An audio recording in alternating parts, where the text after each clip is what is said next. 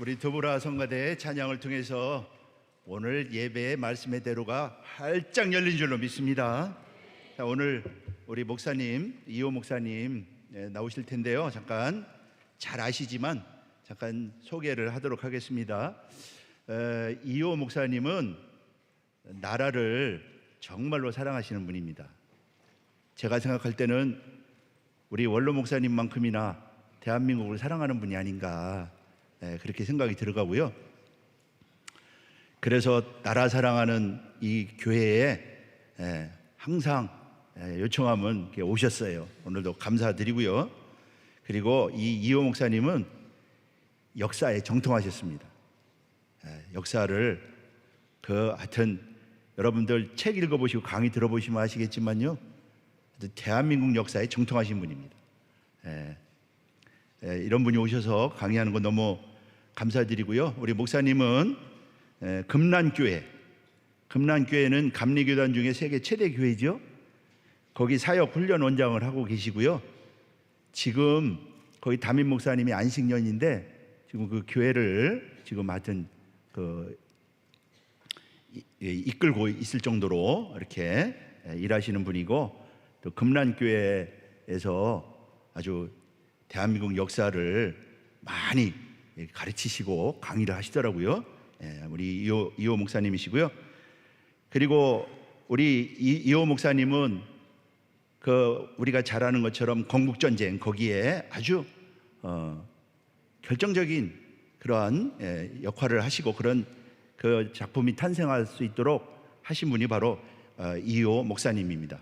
이호 목사님 많은 저서를 하시고, 저는 이승만의 토지개혁과 교육혁명 책 읽고 깜짝 놀랐습니다.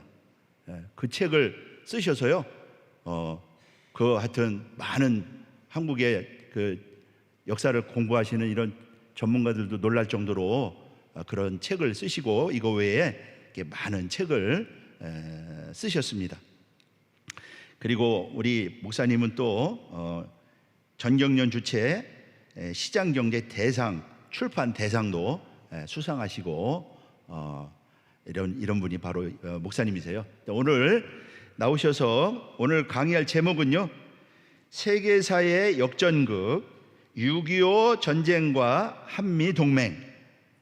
오늘 나오셔서 말씀 전해주실 때 모두 큰 은혜 받으시기 바라겠습니다. 자, 목사님 나오실 때 우리 할렐루야로 성도 간에 교제하겠습니다. 할렐루야. 네, 감사합니다. 감사합니다. 우리 변 목사님께서 저를 너무 황송하게 소개를 해주셔서 제가 어찌 감히 휘선 우리 박윤식 목사님의, 갑자기 제가 너무 긴장이 되어갖고 조남도 헷갈리네요. 어찌 제가 감히 휘선 목사님의 참 발 뒤꿈치라도 따라가겠습니까? 참 백골부대셨죠? 목사님께서 6.25 때 참전하셔서 부상도 입으시고 굴 속에 들어가서 60몇 개월인가요? 하여간 저도 옛날에 들어서 다 잊어먹었는데 그 3년 6개월이었던가 하여간 굴 속에 들어가서 성경을 읽으시고 피부가 다 상하시고 구속사의 말씀을 깨달으시고 살아계실 때 늘 6.25 유가족들을 위해서 참 피를 토하는 말씀을 증거하시고 도와주시고, 참 그렇게 하나님 사랑하고 나라 사랑하는 이 귀중한 교회, 제가 초청을 받을 때마다 늘 영광이고 여러분과 함께 예배드리게 되어서 저에게는 큰 기쁨입니다. 자, 세계사의 역전극 6.25 전쟁과 한미동맹이라는 주제입니다. 이승만 대통령이 제일 부러워했던 나라, 우리 한국도 저렇게 돼야 된다 본받고 싶었던 나라가 미국입니다. 미국의 기독교와 민주주의를 정말 부러워했고 기독교 정신을 따라 자유민주주의 국가 대한민국을 건국하게 됩니다. 동시에 이승만 대통령이 평생 싸웠던, 평생 이승만을 제거하려고 그랬던 그런 나라가 동시에 역시 미국입니다.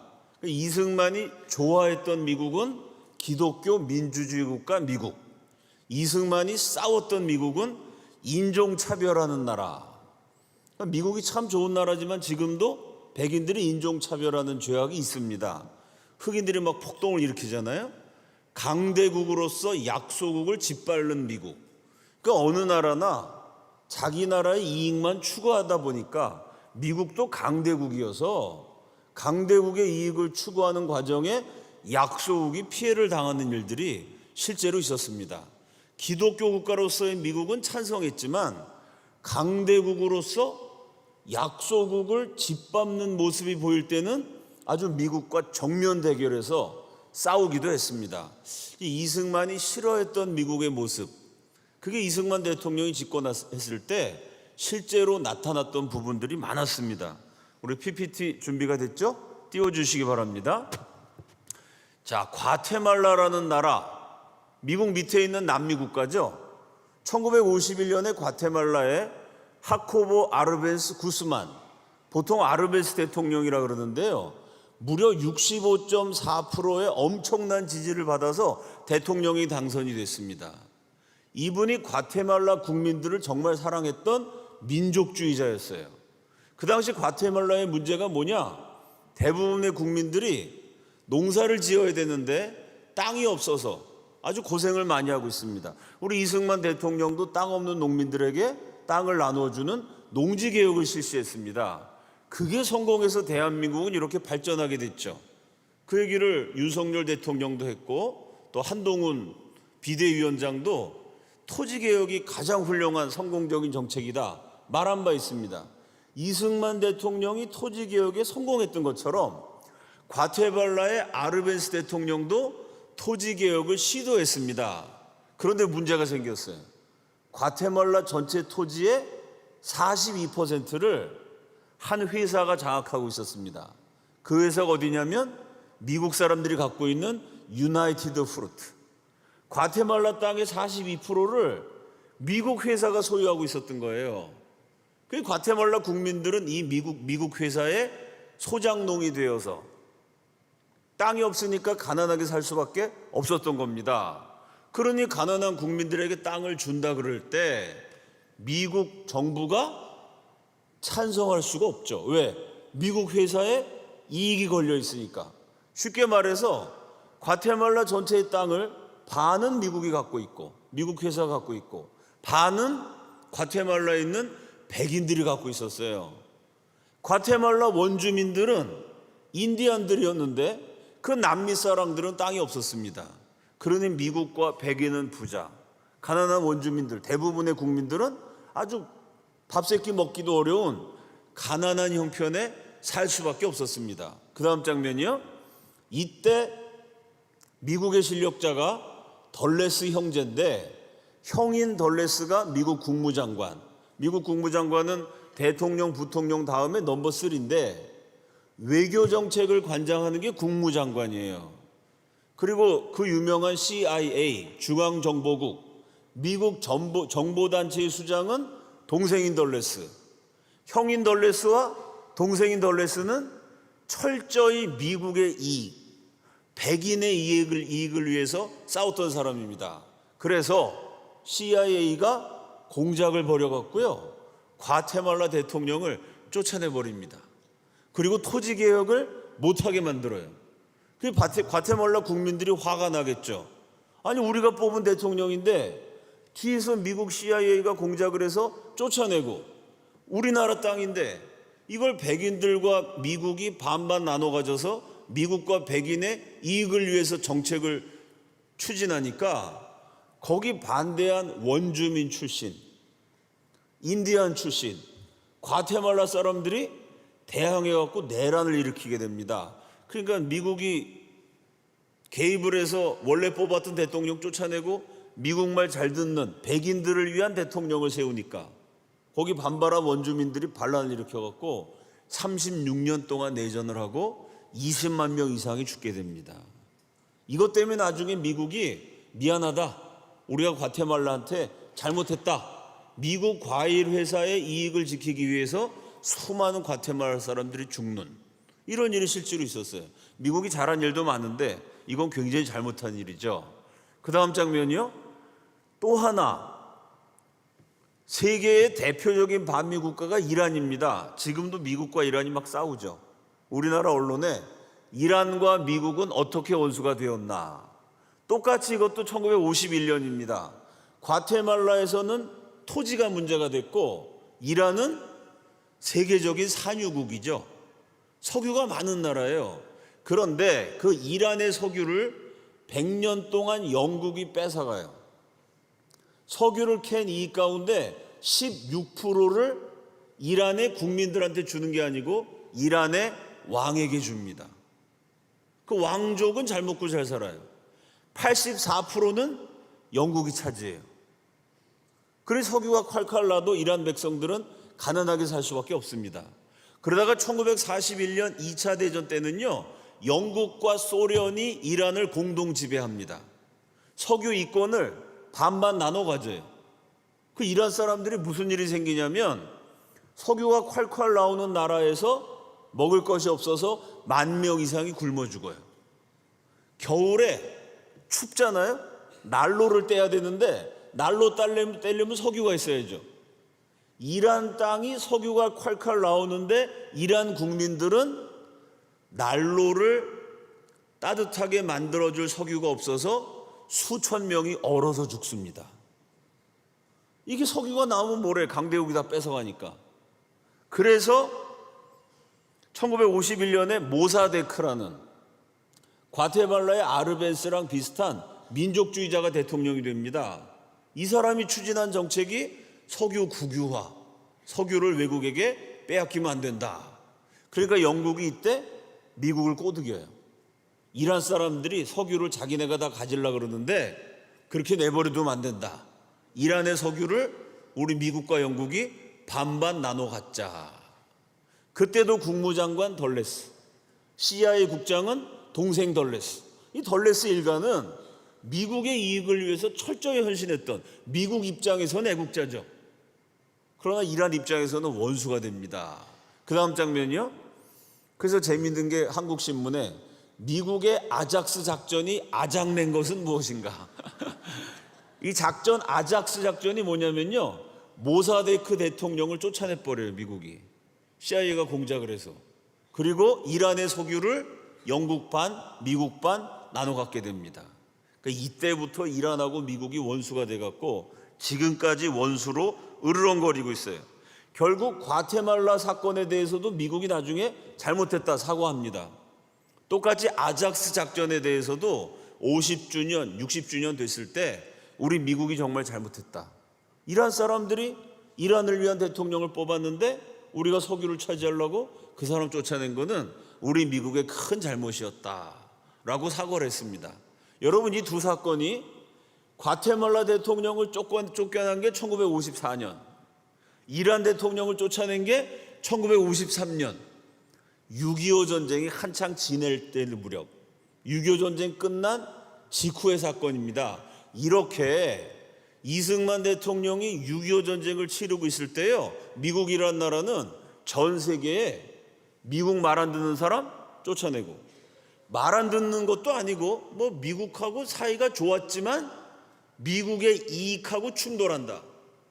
미국의 과일 회사가 과테말라에서 돈을 많이 벌어야 되는데 그걸 못 벌게 생겼다. 그럼 대통령 쫓아내고, 또 미국이 석유가 필요한데 석유를 많이 가진 나라에서 그 석유를 자기네 나라 국민들을 위해서 쓰겠다. 그러면 쫓아내고, 미국의 이익을 위해서 결정적인 순간에 개입하는 이런 정책을 펼치고 있었습니다.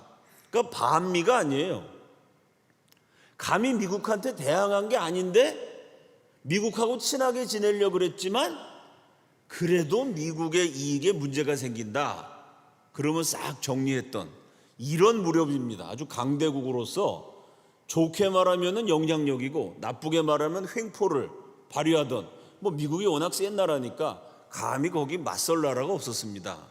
그런데 그 무서운 시절에 1953년, 54년 바로 그때 과테말라 이란 대통령이 막 날아갈 무렵에 정면으로 미국 정책에 반대해서 아예 군대까지 동원해서 미군의 정책을 꺾어버린 엄청난 사건이 바로 대한민국에서 벌어졌습니다. 그게 뭔가 하면 미국은 3년 동안 한국을 열심히 도와줬어요. 그러나 한국전쟁 3년 하는 동안에 미국 군인이 젊은이들이 5만 명이 죽습니다. 10만 명이 다쳐요. 미국 경제가 엉망이 됩니다. 그러니까 미국이 처음에 한국을 도와주다가 아이고 이거 한국 전쟁 계속하면 안 되겠다. 결국 휴전 협정을 딱 맺고 주한미군 철수. 미군은 철수할 때니까 한국은 공산화가 되든지 말든지 알아서 해라. 휴전 계획을 추진합니다.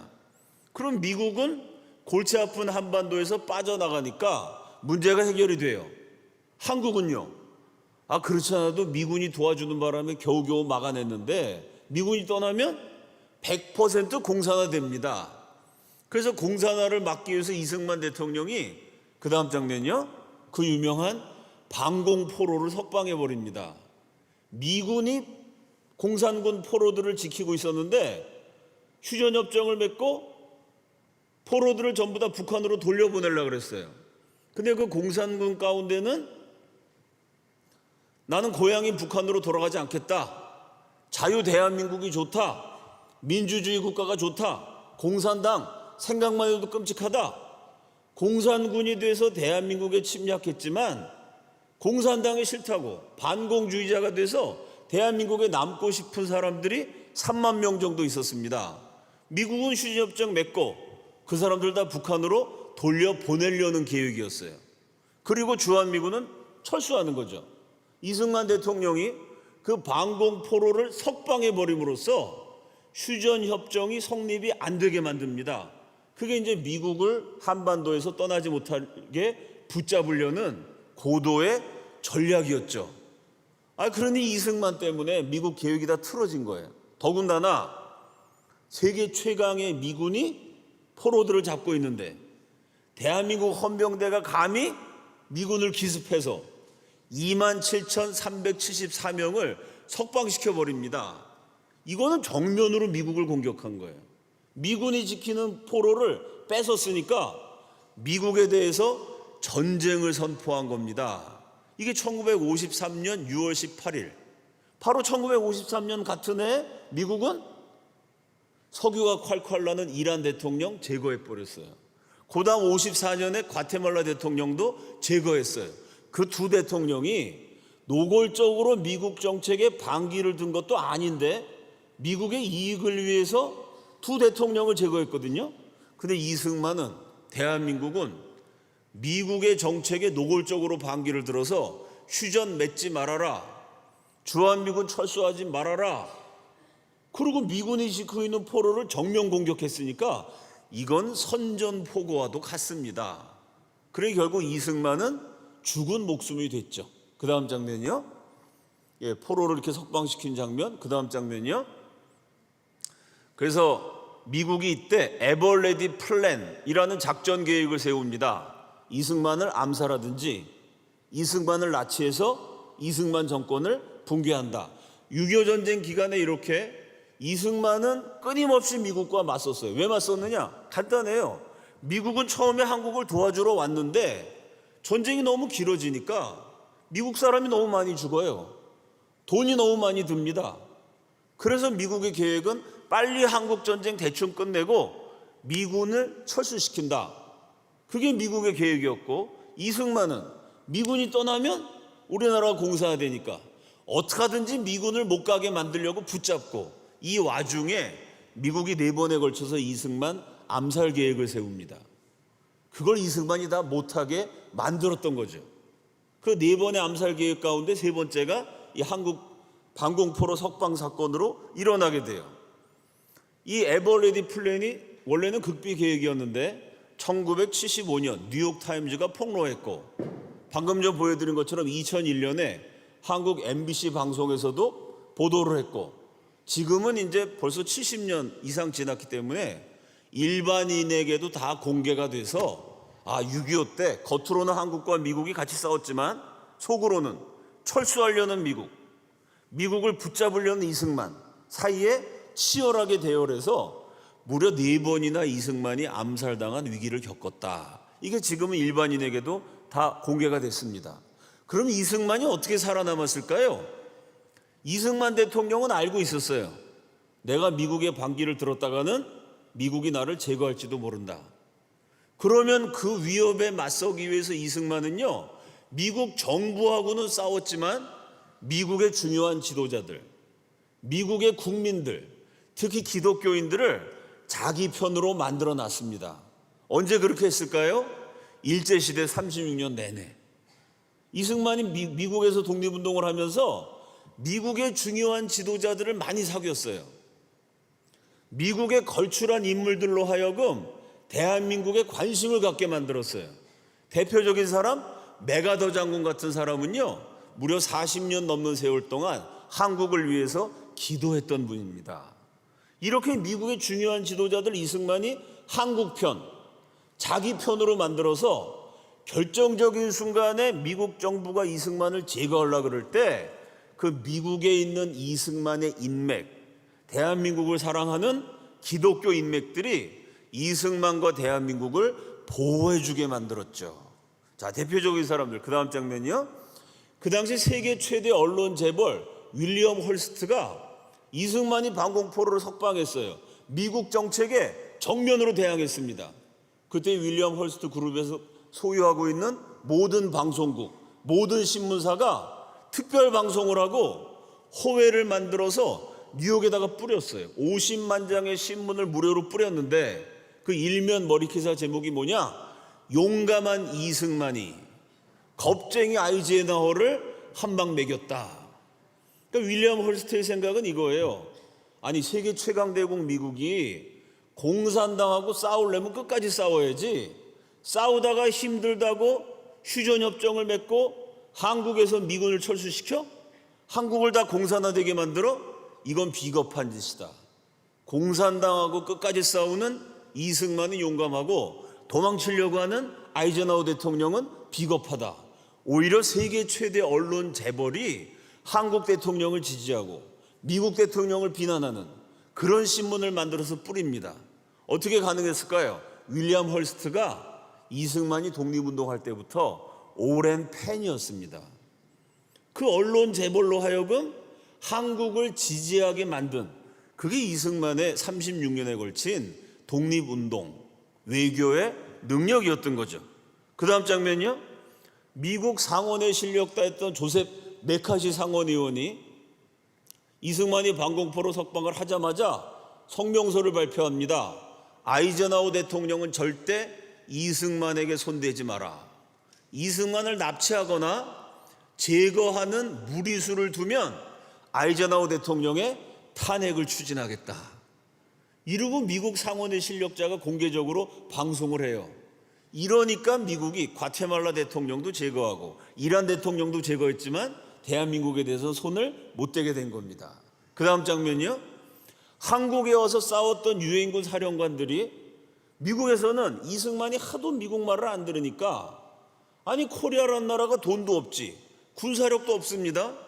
우리 미국이 보내줘서 싸워주고 우리 미국이 보낸 구호물자로 먹고 사는 주제면 미국 말을 잘 들어야 되는데, 끊임없이 미국 말에 반대해서 미국의 이익과 미국의 정책이 아니라 한국의 이익과 한국의 정책을 위해서 이승만이 사사건건 발목을 잡으니까 미국의 정치인들은 이승만을 싫어했어요.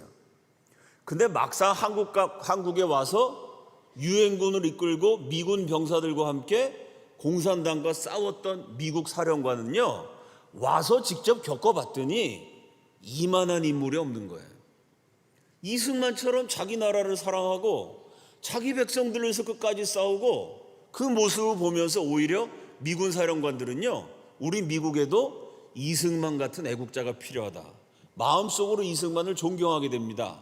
그 정치가들은 이승만을 제거하려고 그랬는데 현장에서 싸웠던 군인들은 한결같이 클라크 사령관, 이승만은 세계에서 가장 위대한 방공 지도자다.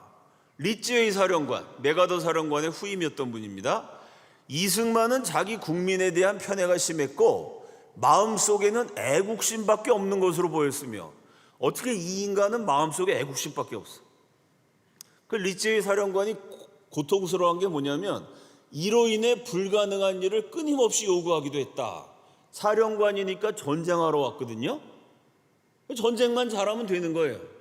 근데 이승만이 리츠웨이 사령관을 복직과 직원처럼 부려먹습니다. 어떻게 부려먹냐면, 장군, 지금 한국 사람들이 굶어 죽고 있어. 빨리 대책을 마련하시오. 아니, 유엔군 사령관이 전쟁을 해야지 뭐 굶어 죽는 사람 어떻게 도와줍니까? 사령관, 이 겨울인데 한국 사람들이 집이 없어. 미국 공병대를 풀어서 빨리 한국인들을 위해서 집을 지으시오. 아니, 전쟁하러 온 군인이 전쟁하기도 바쁜데 불가능한 걸 끊임없이 요구했다는 거예요. 그 리츠웨이가 불평을 하면서도 저 사람 정말 애국자다, 존경했던 거죠. 벤플리트 장군은 이승만은 우리 시대의 가장 위대한 사상가이고 학자이며 정치가이자 애국자이다, 이렇게 마음으로 깊이 미국 사령관들이 존경해요. 그러니 미국은 한국전쟁 빨리 끝내고 철수하려는 정책이었는데 이승만이 이걸 반대해서 방공포로 석방을 하고 정면으로 미국에 도전했습니다. 그때 미국 정부가 이승만을 제거할 계획을 4번이나 세웠지만 언론, 정치권의 상원의원, 한국에 싸웠던 총사령관, 이런 사람들이 전부 다 이승만 편이 돼서 이승만 제거하면 안 됩니다. 끝까지 이승만을 도와줘야 됩니다.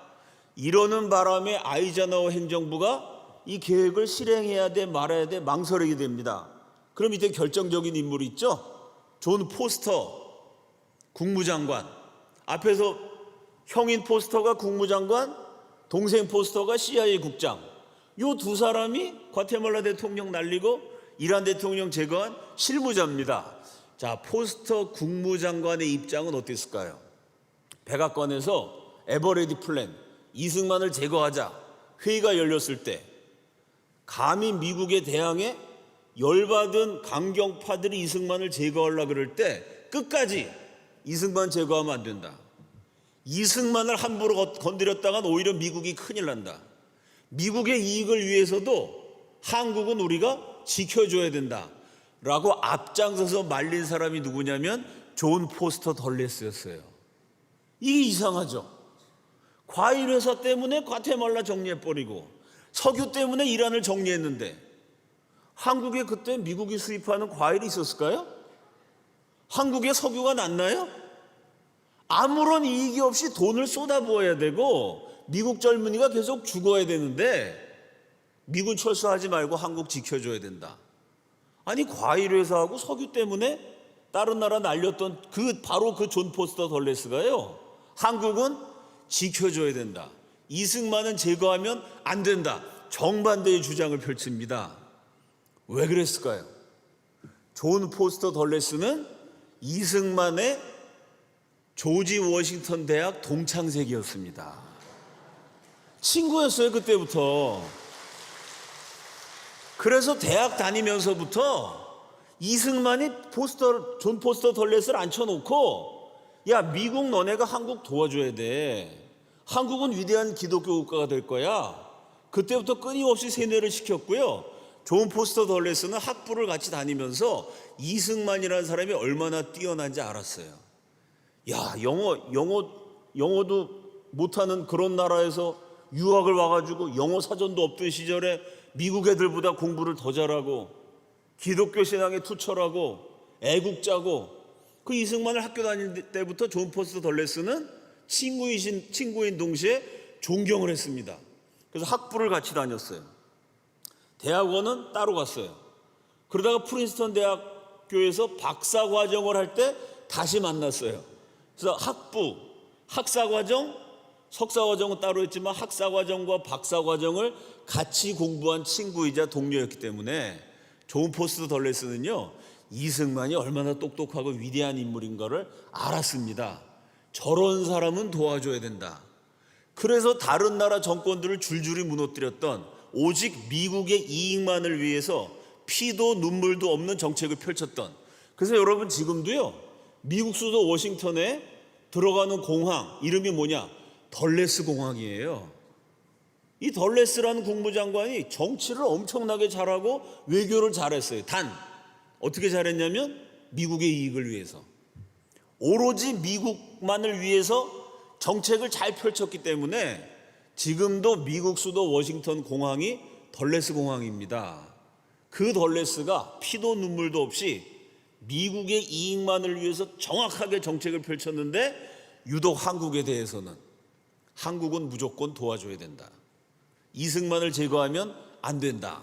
오히려 이승만을 두둔하는 정책을 펼칩니다. 왜? 학부 시절 때 이미 한일 합방 이전에 1910년 이전에 그 까마득한 젊은 시절부터 이승만을 알았고, 이승만이 천재인 것도 알았고, 그 천재 이승만이 독립운동하느라고 고생한 것도 알았고, 마음속에 동정심도 있었고 존경심도 있었기 때문에 유독 한국에 대해서는 적극적으로 지원해주는 정책을 펼치게 됩니다. 그 다음 장면이요. 그래서 이게 재밌는 건데 1953년 6월 18일 이승만이 방공포로 석방을 했을 때 이승만의 일방적인 행동은 약속 파기다. 미국은 또 다른 적을 만났다. 이승만은 이제 미국의 적이다. 라고 선언을 하고 그날 이승만 제거 계획을 실제로 회의를 했습니다. 근데 덜레스를 비롯해서 중요한 미국 언론, 정치인들이 이승만 제거하려는 사람도 많았지만 제거하면 안 된다고 막 뛰어난 인물들이 반대하니까 그 다음 날 아이젠하워 대통령이 하루 만에 말을 바꾸죠. 우리는 한국으로부터 절대 퇴장해서는 안 되며 공산주의자들이 한국을 차지하도록 결코 방치해서는 안 된다. 요 6월 감사합니다. 6월 18일에는 이승만이 적이다 그랬어요. 그리고 6월 19일 날 바로 이승만이 친구다 이렇게 얘기하면 대통령이 창피하잖아요. 그래서 그 다음 날은 이승만 얘기는 안 하고 우리는 공산주의자가 한국을 차지하지 않도록 끝까지 한국을 지켜주겠다라고 대통령은 말하고 특사 로버트슨을 보냈는데 로버트슨이 뭐라고 말하냐면 미국은 이승만의 불굴의 의지를 끝까지 지원한다. 그러니까 어제는 대통령이 제거한다 그랬고 그 다음 날은 특사가 이승만을 끝까지 지원한다. 이러고 특사를 보내서 이승만이 원하는 거 다 들어줄 테니까 일단 6.25 전쟁은 여기서 휴전을 맺자라고 제안을 합니다. 그러면서 특사를 보내서 얘기하고 결국 한미동맹을 체결하게 되고 오늘날까지 주한미군이 대한민국을 지켜주게 되죠. 이런 협상을 하는데 특사랑 이승만이랑 회담이 잘 끝났어요. 마지막 조약에 사인할 때는 대한민국 대통령과 미국 국무장관이 만나야 됩니다. 그러니까 대한민국 이승만 대통령, 미국의 존 포스터 덜레스 국무장관. 그래서 보통 미국이 딴 나라랑 조약을 맺을 때는요 다른 나라 대통령이 부르지 않아도 다 워싱턴으로 날아가요. 제발 저를 한번 초대해 주십시오. 제가 미국 가서 조약을 맺겠습니다. 다른 나라는 국가 원수들이 미국한테 이렇게 빌어요. 그래도 미국이 안 만나주거든요. 근데 한미동맹을 맺을 때는 미국 정부가 이승만한테 얘기합니다. 당신이 원하는 대로 다 들어주겠다. 원래 우리가 주한미군 철수시키려고 그랬는데 이승만 당신이 대한민국 정면 도전해서 우리가 제거하려고 그랬지만 이제 그거 다 무시하고 원하는 대로 다 들어줄 테니까 워싱턴에 와서 사인하라. 이승만 대통령이 뭐라고 말하냐면 내가 너무 바빠서 미국 갈 시간이 없다. 지금 나라가 전쟁통에 지금 잿더미가 되고 시체더미, 우리 국민들이 공산당 총 맞아갖고 피 흘리는데 대통령이 어떻게 비행기 타고 날아가고 사인을 하고 있냐? 미국이 내 말 안 들어줘도 좋으니까 우린 미국 도움 같은 건 필요 없으니까 조약 맺고 싶으면 당신들이 와라 이렇게 얘기했어요. 근데 이승만이 끝까지 싸우면 휴전이 안 되잖아요. 전쟁이 길어지면 미국 젊은이가 계속 죽게 되고 미국 달러가 계속 들어가니까 아이젠하워 대통령 인기가 점점 떨어져갖고 이게 대통령 두 번째 당선되기가 어려워요. 미국 입장에서는 어떻게든지 이승만을 달래서 일단 전쟁은 끝내고 그 다음에 공산당이 못 쳐들어오게 미국이 한국 지켜주고 이승만 원하는 거 다 들어주고 빨리 일단 전쟁을 끝내야 돼. 할 수 없이 존 포스터 덜레스가 비행기를 타고 지구 반바퀴를 돌아서 한국에 옵니다. 그 다음 장면이요. 서울에서 두 사람이 만난 거예요. 이승만과 덜레스가 만나면서 한탄을 해요. 나는 역사의 길이 남을 국무장관이 될 거다. 이렇게 반 슬픈 농담을 해요. 무슨 얘기냐? 세계 최강대국 외교를 주무르는 그냥 워싱턴에 앉아갖고 사인을 딱 해서 과테말라 대통령 제거, 이란 대통령 제거 했던 바로 그 사람이요. 이승만의 사인을 받으려고 비행기 타고 한국까지 날아왔어요. 미국 역사상 미국 국무장관이 외국까지 날아가가지고 간청을 하면서 사인한 딱 한 번 사례입니다. 세계 최강 미국 국무장관이 외교 최고 실권자가 조약 하나 맺으려고 사인 하나 받으려고 세상에 지구 반을 비행기 타고 날아와서 사인을 했으니 나는 역사에 남을 그런 국무장관이 될 거다. 실제로 역사에 남았어요. 이렇게 날아온 사람 포스터밖에 없습니다. 이승만이 뭐라 했냐면 당신이 한 위대한 일로 역사에 남을 거다. 이러면서 결국 두 사람이 한미동맹을 체결하게 됩니다. 동창생이죠. 그 다음 장면이요. 그래서 한미동맹 핵심 내용은 두 가지입니다. 제가 지난번에 와서도 이 말씀을 드렸는데 이승만이 원하는 걸 다 들어준다. 이래서 이승만이 요구한 게 두 가지. 첫째, 아시아 민주주의의 전시장. 공산주의 안 하고 민주주의 하면 나라가 얼마나 근사해지는지 아시아의 민주주의를 쇼윈도 보여줄 수 있는 전시장으로 한국을 만든다. 이건 무슨 얘기냐면 전시장 그러면요 아주 그럴듯하게 멋있어야죠. 자동차 전시장, 고물차를 갖다 놓으면 안 돼요. 고급차를 갖다 놔야 됩니다. 다시 말해서 한국이라는 나라를 고급으로 만들어준다. 한국 경제를 지원한다는 얘기예요.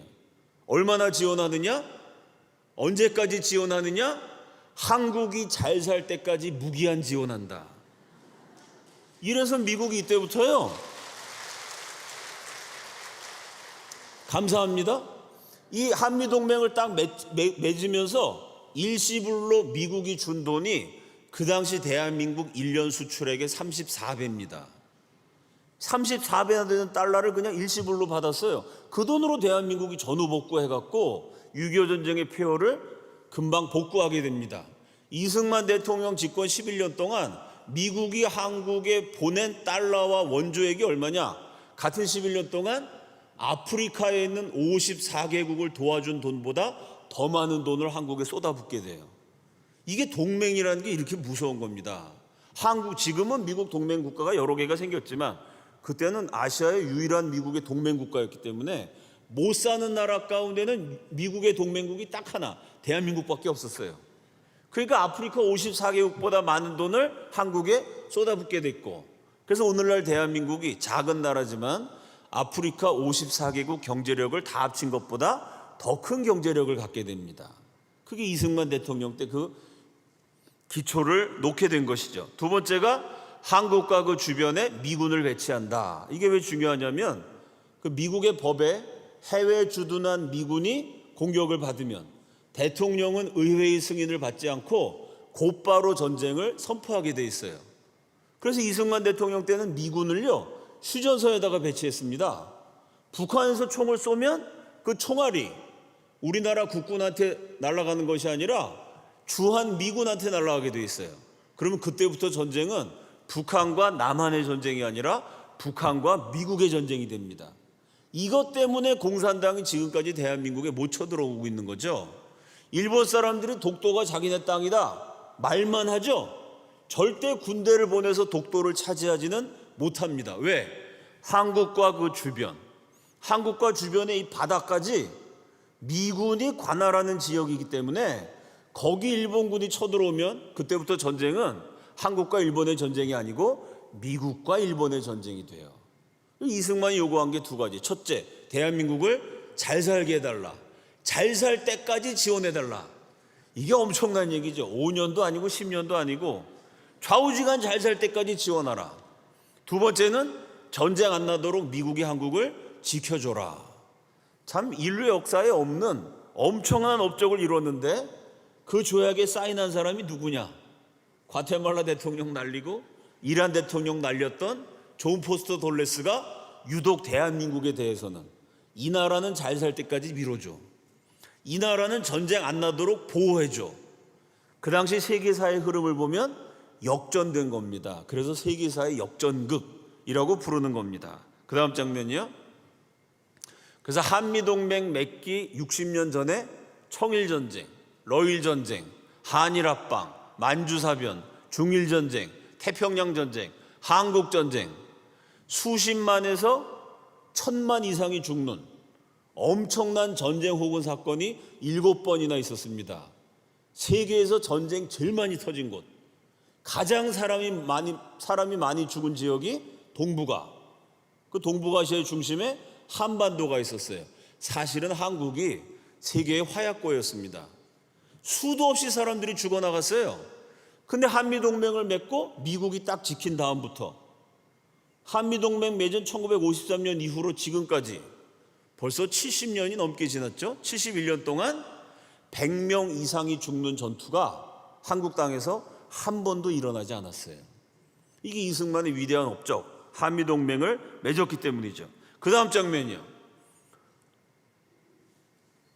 이게 건국전쟁 영화를 통해서 많이 알려졌죠. 70년 만에 일반인에게 공개된 세계에서 땅값이 제일 비싼 뉴욕 브로드웨이, 이승만 대통령이 한미동맹을 맺기 위해서 미국에 방문했을 때 미국의 모든 가게가 다 문을 닫고 자동차 운전 못하게 차량 통제를 하고 미국 최고 수준의 영웅 행진을 합니다. 미국 영웅 행진도 등급이 많은데요, 이렇게 이승만이 받았던 최고 등급의 영웅 행진은 미국 역사 250년은 4번 있었어요. 미국 대통령 가운데는 이렇게 행진한 사람이 한 명도 없어요. 미국 사람 가운데 2명, 군인, 1차 대전의 영웅, 2차 대전의 영웅 존 메가더, 이 두 사람만 행진을 했고요. 외국 사람 가운데도 딱 2명, 영국의 처칠 수상, 그 다음에 이승만. 처칠은, 감사합니다, 처칠은 수상에서 물러난 다음에 행진을 했고요. 이승만은 현직 대통령 시절에 행진을 했기 때문에 미국 역사 전체를 통틀어서 미국 사람이건 외국 사람이건 현직 정치인이, 현재 정치를 하고 있는 지도자가 영웅 행진을 한 거는 250년 미국 역사에 딱 한 사람, 이승만뿐입니다. 이 정도로 미국이 이승만을 엄청나게 대접했어요. 어떻게 가능했느냐? 미국 행정부는 이승만을 제거하려고 그랬지만 아까 말씀드렸던 것처럼 윌리엄 홀스트 언론 재벌, 조셉 메카시 상원 의원, 국무장관 존 포스터 덜레스, 한국 땅에 왔던 메가더 장군을 위시한 수많은 미국 장군들, 이 사람들이 마음으로부터 이승만을 존경했고 열렬한 이승만 팬이었기 때문에 저런 말도 안 되는 극진한 대접이 가능했던 겁니다. 그래서 과테말라 사람이 반미를 한다, 그거 이해할 수 있어요. 미국 때문에 과테말라 국민 뽑은 대통령이 쫓겨나고 20년 동안 36년 동안 내전을 해서 20만이 죽었으니까 과테말라 사람 입장에서는 미국에 대해서 분노가 생길 수 있어요. 이란 사람들이 반미할 수 있습니다. 그 이란 대통령 뽑았는데 미국이 쫓아냈거든요. 한국은 반미하면 안 됩니다. 이해가 되시죠, 여러분? 미국이 정말 좋은 나라라서 우리가 무조건 미국을 믿자, 이것도 문제예요. 우리가 하나님 믿어야죠. 왜 미국을 믿습니까? 여러분, 이승만 대통령이 미국을 정말 좋아했지만 미국하고 싸웠던 거 이해가 되시죠? 백인이라고 인종차별하면 안 되잖아요. 지금도 마찬가지예요. 미국이 정말 대한민국 사람은 반미하면 안 돼요. 왜냐하면 미국이 한국에 대해서는 말도 안 되게 이렇게 잘해줬거든요. 인류 역사상 유례가 없게 엄청나게 도와줬습니다.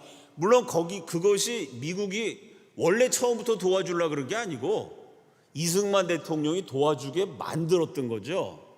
또 이승만 대통령을 따라서 우리 국민들이 6.25 때 끝까지 싸웠고, 주한미군이 철수한다 그럴 때도 갈 테면 가라, 우리는 끝까지 싸우겠다. 우리 국군과 국민들이 용감하게 싸웠기 때문에 결국 미국으로 하여금 한국을 도와주게 만든 겁니다.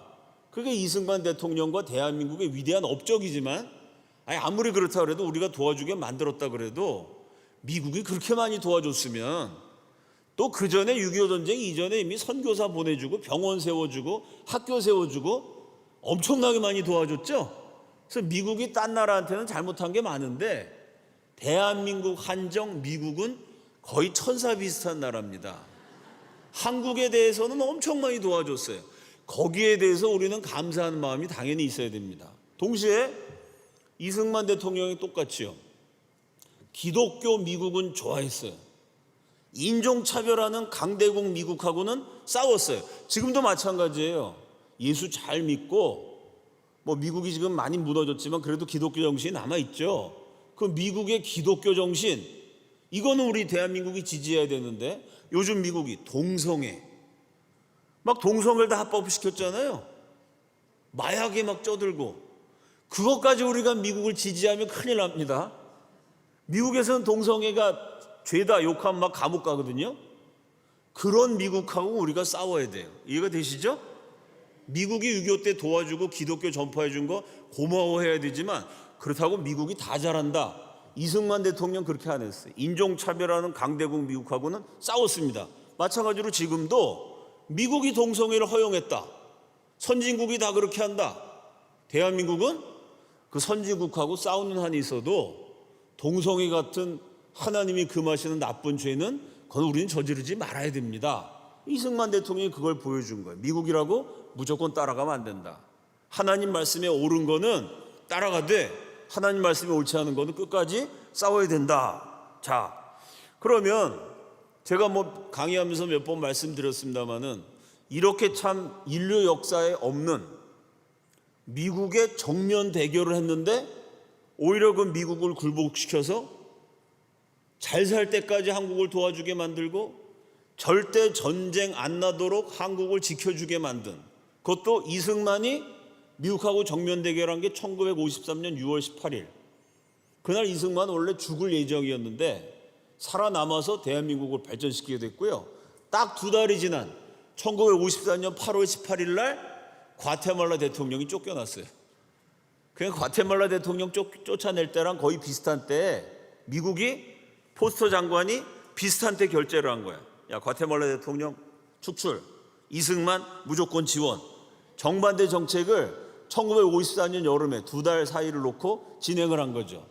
어떻게 이승만은 미국을 굴복시켜서 대한민국을 도와주게 만들었느냐. 인간적으로 보면 뛰어난 천재지만 막상 이승만 대통령의 일기나 이승만 대통령이랑 같이 살았던 프란체스카 여사의 회고록을 보면요, 이승만이 매일 내가 미련하다고, 우둔하다고 가슴을 치면서 내가 머리가 안 돌아가고 큰일 났다고, 그 똑똑한 세계적인 업적을 이룬 이승만이요, 존 포스터 덜레스로 하여금 비행기 타고 날아오게 만들었던 그 이승만 일기장에 보면은 나는 미련하다는 얘기가 더 많이 나와요. 그 미련하다는 얘기를 언제 했을까요? 하나님께 기도하면서. 그 다음 장면이요. 자, 우리나라가 낙동강까지 밀렸을 때 프란체스코 여사가 이때 열병에 걸려가지고 누워서 다른 사람 소리가 귀에 웅웅웅 울려요. 뭐 열이 높으니까 소리가 잘 안 들려요. 대통령의 기도는 매일 밤 내 귓전에 울렸다. 오 하나님, 우리 아이들을 적의 무자비한 포탄 속에서 보호해 주시고 죽음의 고통을 덜어 주시옵소서. 총이 없는 아이들은 기가 막히죠. 우리나라가 낙동강 전선까지 밀렸을 때요, 총이 없었어요. 총도 없이 싸웠습니다. 나중에 미군이 와가지고 인천 상륙작전도 하면서 무기를 나눠줬죠. 이때는 미군이 본격적으로 오기 전이라 총도 없이 싸웠어요. 총도 없이. 총이 없는 아이들은 오직 나라를 지키겠다는 신념만으로 싸우고 있나이다. 당신의 아들들은 장하지만 희생이 너무 크옵니다. 하나님, 나는 당신의 기적을 기다리고 있습니다. 요 7월 17일 날 이승만이 기적을 기다리고 있습니다 라고 기도했던 요 대목이 중요해요. 이게 프란체스코 여사 일기에 썼어요. 왜 중요하냐? 이승만이 기적을 주시옵소서 매일 밤마다 대통령이 울부짖고 있을 때 바로 그 7월 17일부터 그 며칠 사이에 7월 20일경에 무슨 일이 있었냐면은 크로마이트 작전이라는 게 최초로 승인이 돼요. 크로마이트 작전이 뭐냐면 인천 상륙 작전입니다. 이승만 대통령이 기적을 주시옵소서라고 기도할 때 그 기도가 응답이 됐느냐? 어떻게 응답이 됐느냐? 그 이승만과 함께 40년을 대한민국을 위해서 기도했던 메가더가 인천 상륙 작전의 승인을 받아내요. 그게 결국 전세를 역전시키는 기적이 되죠. 기적을 기다립니다라고 기도했는데 인천 상륙 작전이란 기적이 실제로 일어나게 됩니다. 그 다음 장면이요. 요게 이제 인천 상륙 작전이 성공을 했어요. 그리고 막 이제 우리가 북쪽으로 올라가고 있을 때 이승만이 가만히 봤더니 이미 그때 이승만은 많은 걸 예측하고 있었거든요. 이 미군이 지금은 한국을 위해서 잘 싸워주는데 나중에 미국이 어떻게 바뀔지 몰라. 싸우다가 갑자기 미국이 손 털면 우리나라 위험해지는 겁니다. 이때부터 이승만은 기도했어요. 전쟁의 앞날을 미리 예측하면서 미군이 어쩌면 떠날지도 모른다. 전쟁이 길어지면 지금 우리가 이기고 있지만 앞으로 무슨 일이 생길지 모른다. 그래서 낙동강 전선까지 밀렸을 때 기적을 주시옵소서라고 기도했고요. 인천 상륙작전 성공해서 북진하는 가운데도 이승만 혼자 앞니를 예측하면서 고민하면서 이렇게 기도합니다. 하나님, 이 미련한 늙은이에게 보다 큰 능력을 허락하시오. 하나님, 이게 앞으로 어떻게 될지 모르는데 왜? 우리가 힘이 있어서 우리가 열심히 싸워서 물리치면 좋은데요, 이건 미국이 도와주고 있지만 미국이 마음이 바뀌면 대한민국 하루아침에 공사가 될 수가 있잖아요. 그래서 이거 어떻게든지 미국을 붙잡아 놔야 돼. 이때부터 이승만은 고민을 한 거예요. 1950년에 이미 방공포로 석방한 건 53년인데 1950년에 이미 이거 미국에 우리나라 운명이 달려있는데 저 미국이 맘 바뀌면 우리나라 공사가 되는데 저걸 어떻게 붙잡아 놓을 수 있는 방법이 없을까? 아무리 생각해도 방법이 떠오르지 않으니까 하나님, 나는 미련합니다. 나는 너무 늙었습니다. 머리도 안 돌아갑니다. 이 미련한 늙은이에게 제발 주님의 능력을 주셔서 우리 민족 바르게 이끌어갈 수 있도록, 우리 민족이 공사되지 않도록 하나님 인도해 주옵소서. 이렇게 이승만이 계속해서 기도했던 기록이 남아 있습니다. 워낙 이분이 뛰어난 인재를 갖고 메가더도 친구고 존 포스터 덜레스도 친구고 또 윌리엄 헐스트 같은 세계적인 언론 재벌은 팬이 되게 만들고 인간적인 능력도 뛰어났지만 그게 인간의 능력만으로 됐겠습니까? 평생을 나라 위해서 기도하고 도저히 길이 안 보일 때는 하나님 기적을 주옵소서, 기적을 일으켜 주옵소서. 도저히 안 됩니다. 이렇게 결사적으로 하나님께 기도하는 가운데 세계사의 역전극, 전 세계를 마음대로 주물렀던 미국의 이익을 위해서는 피도 눈물도 없이 끔찍한 정책도 마구마구 추진했던 미국이 유독 한국에 대해서는 천사가 되어서 이승만이 요구하는 거 다 들어주고 대한민국을 끝까지 지원해주는, 그렇게 미국의 정책을 한국에 유리하게 만드는 그 위대한 업적의 배경에는 기도가 있었습니다. 참 지금도 우리나라가 여러 가지로 힘들고 어렵고 또 애국하는 우리 평강제일교회도 여러 가지로 힘들고 고통스러운 시간을 지내고 있습니다마는 이럴 때일수록 포기하지 않고 교회를 위해서, 나라와 민족을 위해서 끊임없이 기도하는 가운데 도저히 인간의 힘으로 안 될 때는 이승만이 기도했던 것처럼 하나님, 나는 하나님의 기적을 기다리고 있습니다. 기적을 동원해서라도 교회를 살려주시고 가정을 살려주시고 나라를 살려주옵소서. 끊임없이 기도하는 가운데 응답을 받아서 하나님의 축복과 능력을 계속해서 누리는 평강제일교회가 되고 대한민국이 되기를 예수 그리스도 이름으로 축원합니다. 다 함께 기도하겠습니다. 자, 우리 이 시간 하나님께 기적을 달라고 기도합시다. 하나님, 인천 상륙작전에 기적을 주신 하나님, 한미동맹에 기적을 주신 하나님, 우리 평강제일교회에 기적을 주셔서 교인들의 마음이 하나로 다시 화합하게 하시고 교회 모든 분란과 어려움을 이겨내게 하셔서 이 구속사의 말씀을 끝까지 증거해서 수많은 영혼들 구원하는 이제까지 해오셨던 우리 휘선 박윤식 목사님이 남기신 그 위대한 발자취를 계속해서 계승할 수 있는 쓰임받는 교회가 되도록 교회의 기적을 베풀어 주시옵소서. 여러 가지로 위기에 처한 대한민국에 기적을 베풀어 주시옵소서. 교회도 살아나고 대한민국도 다시 살아나게 하여 주시옵소서. 주여 한번 외치시고 다 함께 통성으로 기도합니다. 주여! 살아계신 하나님 아버지, 은혜와 사랑을 감사합니다. 우리 하나님의 기적의 역사를 바라보며 기도합니다. 우리 하나님이 역사하여 주셔서 평강제일교회 모든 어려움 가운데 하나님께서 개입하여 주시고 하나님께서 해결하여 주시고 하나님께서 가장 좋은 길로 인도하여 주시옵소서.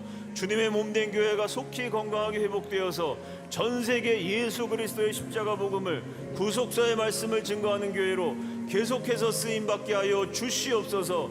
대한민국을 위하여 기도합니다. 오 하나님 아버지, 우리나라가 경제적으로, 정치적으로, 문화적으로 여러 가지로 혼란한 가운데 있습니다. 동성애와 마약이 번져가고 이슬람과 신천지와 같은 이단이 대한민국을 흔들고 위협하고 있습니다. 이 시간 주님께 마음을 다하여 기도하오니 우리 하나님 기적적으로 역사하여 주시고 비상간섭하여 주셔서 대한민국이 주님의 은혜로 온전히 회복되게 하여 주시옵소서. 교회가 회복되고 대한민국이 회복되는 놀라운 기적을 우리 모두에게 허락하여 주시옵소서.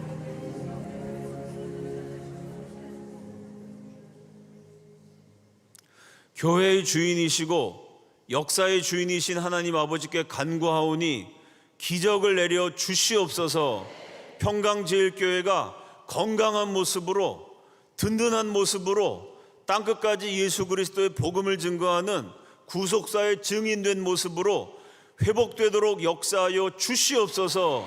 정치적으로, 경제적으로, 문화적으로 신천지와 같은 이단 때문에 이슬람과 동성애 위협을 받으며 대한민국도 위기에 처해 있습니다. 하나님 아버지께 간구하오니 사람들에게만 맡겨놓지 마시고 우리 하나님 친히 역사하셔서 기적을 베풀어 주셔서 대한민국이 회복되게 하여 주시옵소서. 우리나라의 건국 정신을 따라 예수 잘 믿는 나라가 되게 하시고 성령 충만한 백성이 되게 하시며 한 사람이라도 더 예수 믿고 구원받는 동방의 성민 코리아가 되어서 전 세계 십자가의 복음을 증거하는 제사장 나라로 예수님 다시 오시는 그날까지 쓰임받게 하여 주시옵소서.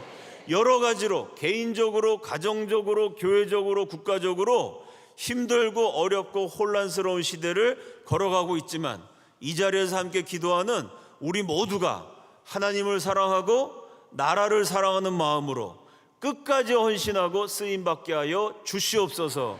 예수님 존귀하신 이름으로 기도드립니다. 아멘.